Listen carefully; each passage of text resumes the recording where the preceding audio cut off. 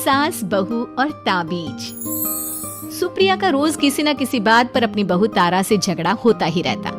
दोनों स्वभाव से जिद्दी और अड़ियल थे। दोनों में से कोई भी एक दूसरे के आगे झुकना नहीं चाहता था। फिर एक दिन, तारा कहाँ मर गई थी तू अभी तक? सुबह से शाम हो गई, घर में इतना काम पड़ा है, ये सब छोड़कर कहाँ मौज मस्ती करने गई थी? आपके घर के सारे काम करने का मैंने ठेका नहीं ले रखा। आप भी तो अपने दोस्तों के साथ किटी पार्टी करने जाती हैं, तब तो मैं आपको नहीं टोकती। अरे मैं तेरी सास हूँ, तू मेरी सास नहीं है। सास है तो क्या मुझे चैन की सांस नहीं लेने देंगी आप? बहुत जबान चलने लगी है तेरी आजकल। आने दे मेरे बेटे को घर पर, फिर देख तेरी कैसे क्लास लगवाती हूँ। आपके पास और काम ही क्या है? बाहर पड़ोसियों से मेरी बुराई करना और घर में पति से। हाँ तो अब तेरा काम भी तो ऐसे ही होते हैं ना। तारीफ के लायक कोई भी काम किया है तूने आज तक? बस जुबान चलवा लो, कैंची से भी तेज चलती रहती है। सिर्फ जुबान ही नहीं, हाथ पैर भी चलते हैं, जिनकी वजह से आपको घर में इतनी सफाई देखने को मिलती है, वरना आपको तो अपनी किटी पार्टियों से फुर्सत नहीं मिलती। तो कहना क्या चाहती है?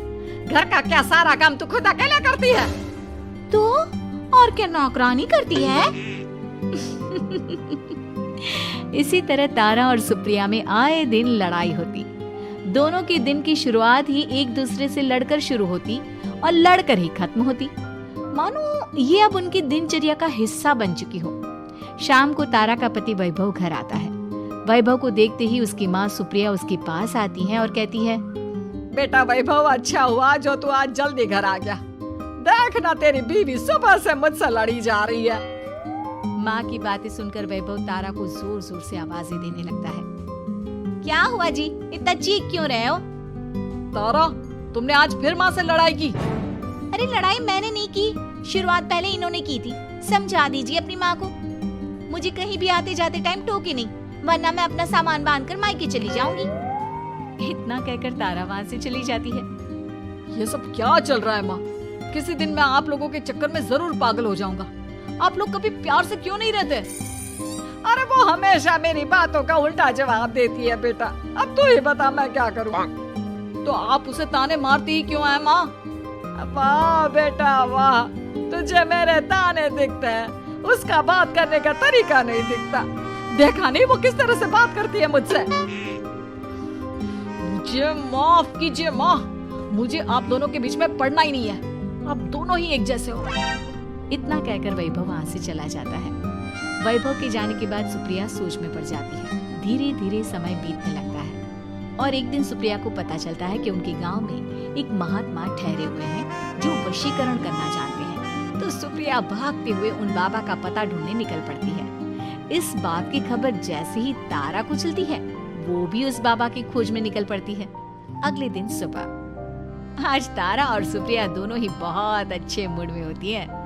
ना सुप्रिया तारा को देखकर कोई ताना मारती है, ना तारा अपनी सास से बेवजह उलझती है। दोनों मिल बांट कर रसोई में काम करती हैं। भाई तारा, जरा मुझे वो चाय पत्ती पकड़ाना।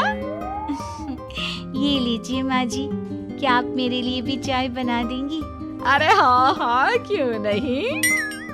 इसी तरह दिन बीतते हैं और दोनों का रिश्ता भी निखरने लगता है। ऐसे ही देखते 3 महीने बीत जाते हैं। आजकल ये मैं क्या देख रहा हूँ? अचानक आप दोनों के बीच इतना प्यार कैसे हो गया? एक दिन था जब कभी माँ आप तारा को ताने देते देते नहीं थकती थी, और तारा तुम पहले तो कितना उलझती थी माँ से, तो अब ये अचानक क्या हो गया आप दोनों को? अरे यह सब तो एक बाबा का कमाल है, जिसने मुझे ये ताबीज दिया था। सुप्रिया के हाथ में बंधा ताबीज देखकर तारा चौंक जाती है।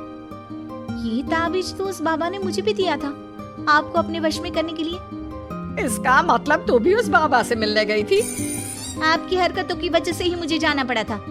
ये सब क्या चल रहा है? मुझे तो आप लोगों की कोई भी बात समझ में नहीं आ रही। सुप्रिया वैभव को सारी बात बताते हुए कहती है, अरे जैसे ही मुझे पता चला कि हमारे गांव में जाने माने तांत्रिक बाबा आए हुए हैं जो वशीकरण करना जानते हैं, तो मैं बिना देरी किए उनके पास चली गई और बहू को अपने वश में करने की इच्छा उनके सामने रखी, जिससे ये मेरी हर बात माने।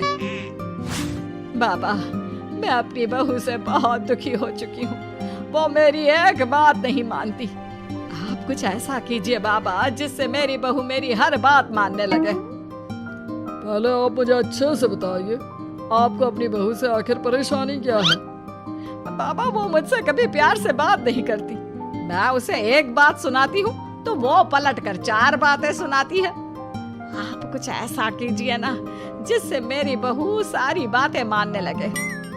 बाबा सुप्रिया की बातों को ध्यान से सुनते हैं और उसके बाद सुप्रिया को एक काले रंग का ताबीज देते हुए कहते हैं, ये ताबीज तुम्हें अपने गले में पहनना है और जब तक मैं ना कहूँ तब तक इसे उतारना मत।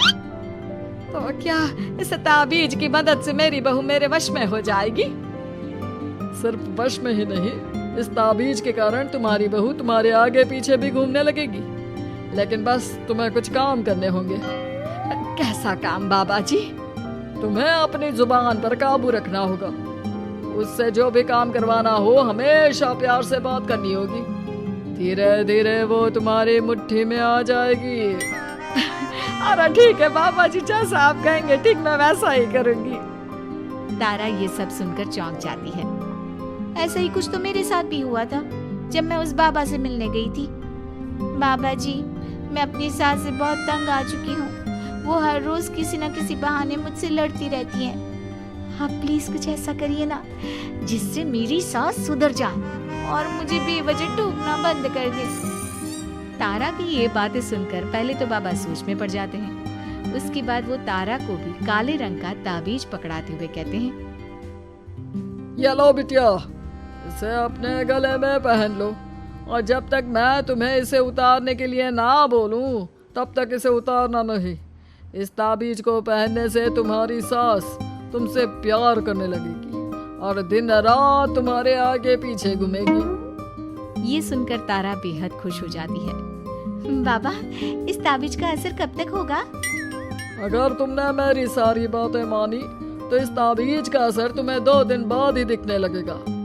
उसके लिए सबसे पहले तुम्हें अपनी सास को इज्जत देनी होगी, उनके साथ प्यार से बर्ताव करना होगा और अगर कोई भी काम भी करवाना हो तो प्यार से ही बात करनी होगी। फिर देखना वो कैसे तुम्हारे इशारों पर नाचती है। ठीक है बाबा जी, जैसा आपने कहा है मैं ठीक वैसे ही करूंगी। इसका मतलब उस बाबा ने हम दोनों को एक जैसे ताबीज देकर पागल बना दिया। जरूर कोई ढोंगी बाबा होगा। इतने में ही बाबा भी उनके घर पहुंच जाते हैं और मुस्कुराते हुए उनकी ओर आते हैं और उनसे उनके हालचाल पूछते हुए कहते हैं, ताबीज का असर हुआ या नहीं? बाबा जी, आपने हमें एक ही जैसा ताबीज देकर पागल बनाया है। ऐसा कैसे? ताबीज ने अपना काम तो पूरा ही किया है। आप दोनों को देखकर लगता तो नहीं कि अब भी आप लोगों के बीच कोई खटपट है। खटपट तो नहीं है बाबा जी। अब तो मेरी बहू मेरी हर छोटी बड़ी जरूरतों का ख्याल रखती है, मेरी सेवा करती है। हाँ, वैसे अब तो मम्मी जी मुझे ताने भी नहीं देती और ना ही कहीं आने जाने में टोकती हैं। जानते हो ये सब कैसे संभव हुआ? कैसे बाबा जी? यह सब तुम दोनों के कारण ही संभव हुआ है। मैंने जो ताबीज दिया था वो सिर्फ एक धागा ही था। ये चमत्कार तो तुम दोनों ने अपनी जुबान पर संयम रखकर प्यार और संयम के साथ काम करके किया है। बिटिया, कुछ कमी तुम्हारे अंदर थी तो कुछ कमी तुम्हारे सास के अंदर थी। इसीलिए तुम दोनों को सुधारने और तुम्हारी गलती का एहसास कराने का यही एक रास्ता था। बाबा की ये सारी बातें सुनकर सुप्रिया और तारा एक दूसरे की ओर देखने लगते हैं। अब उन दोनों को अपनी गलती का एहसास होता है। शायद आप सही कह रहे हैं बाबा। मैंने कभी अपनी बहू को समझने की कोशिश ही नहीं की। मैंने भी तो कभी आपकी उम्र और ओहदे का लिहाज नहीं किया और जो जब मन में आया बोलती चली गई। हो सके तो मुझे माफ कर देना मम्मी जी। चलो फिर, अगर सब ठीक ही हो गया है तो बाबा जी अब आप भी वापस अर्जुन बन जाइए। वैभव की बात पर बाबा अपनी नकली दाढ़ी हटाते हैं तो उसे देखकर सास बहू हैरान रह जाती हैं। अरे अर्जुन भैया, आप? हाँ भाभी, आप दोनों के रोज रोज वाले झगड़ों से परेशान होकर एक दिन मेरे इस दोस्त ने एक प्लान बनाया और मेरी मदद मांगी, तो मैं इनकार कैसे कर सकता था। और देखिए आज उसका नतीजा हम सबके सामने है। सब जोर जोर से हंसने लगते हैं।